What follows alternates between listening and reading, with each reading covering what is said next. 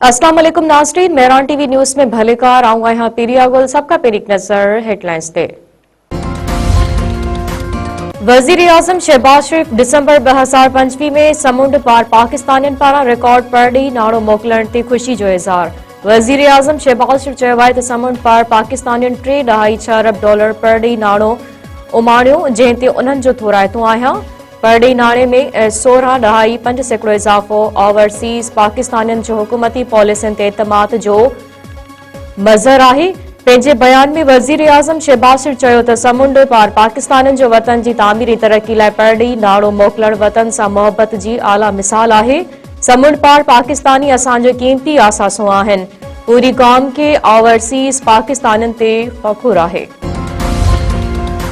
वज़ीर आला KPK सुहेल अफरीदी 9 मई वाक़नि में मुलविस हो। पेशावर में 9 मई जे वाक़नि बाबति वीडियोज़ जी फ्रांसिक तज़िये जो मरहलो मुकम्मल।